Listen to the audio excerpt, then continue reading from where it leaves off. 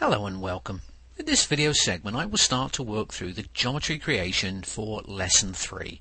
On the screen is the completed geometry. Shortly I'll create a new file and start at the beginning, but before we do that let's review the geometry on the screen. The center of the grid is x0, y0.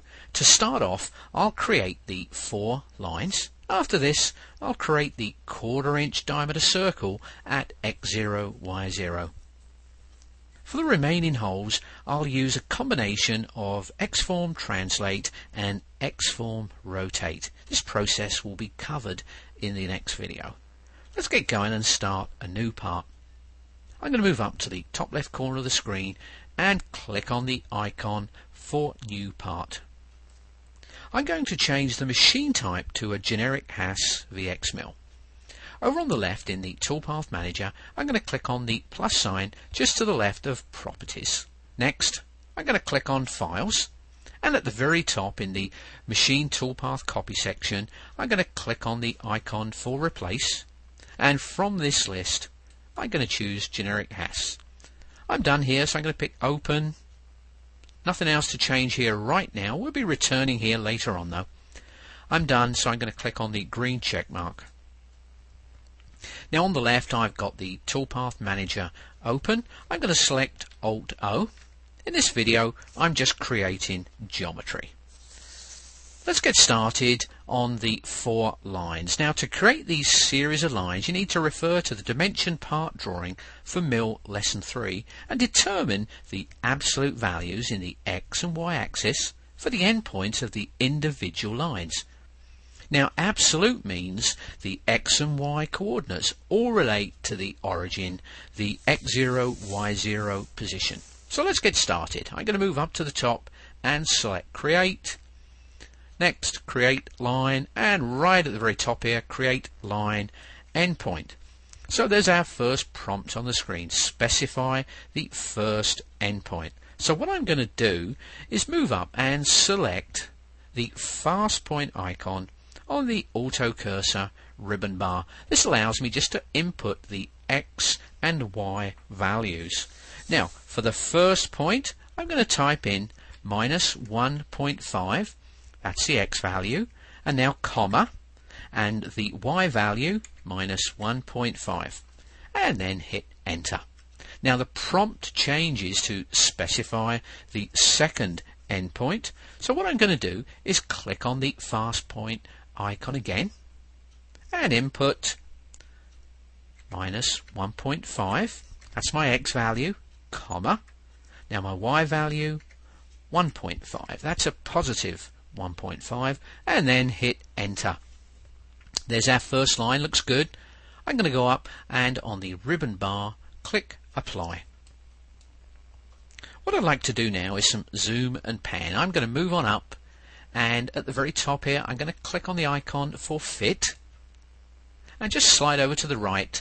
I'm going to click on the unzoom 0.8 icon, and what I'm doing now is hitting the right arrow key on my keyboard just to move it over to the left. That's good. Okay, now on to line 2. So before we move on, what I'm going to do is activate the multi-line option. Now that's this guy here, so I'm going to click on that and that's activated. So multi-line lets you create multiple lines connected at their endpoints. Now to satisfy this first prompt, specify the first endpoint, what I'm going to do is move on up to the top of this line, and as you can see as I get close to the endpoint there's my visual cue that it's going to snap to the endpoint. So I'm going to pick this point. Got it. Now for the second endpoint, again I'm going to go back up and pick the fast point icon. Now for the values I'm going to type in 1.5 for the X, comma, and now for the Y 1.5, and then hit enter. And there's our second line, looks great. Now the prompt, specify the second endpoint. We're going to do something a little different for line 3. So what I'm going to do is use the length and angle option. So I'm going to click in the white space for length and type in 3.0 and then hit the tab key, and now I'm transported over to the angle value, and for the angle I'm going to type in minus 90 degrees and then hit enter, and there's our third line. On to line 4. Now the prompt on the screen, specify the second endpoint. I'm going to use length and angle one more time, so I'm going to click in the white space for length. I'm going to enter 3.0, going to hit the tab key, and here we are back in the angle area again. For the angle this time I'm going to input 180 degrees and then hit enter, and there's our line. Looks great. We're all done here. I'm going to move up to the ribbon bar and click on the green check mark for OK. Let's also do a screen fit, and I'm going to slide over to the right and unzoom 0.8. So everything looks great. What we're going to do now is create the 1/4 inch diameter circle at the center of the part. And just a reminder, the center of the part is x0, y0. So once more, back up into create arc, and the second on the list here, create circle center point. Now the center point ribbon bar appears and you're prompted enter the center point.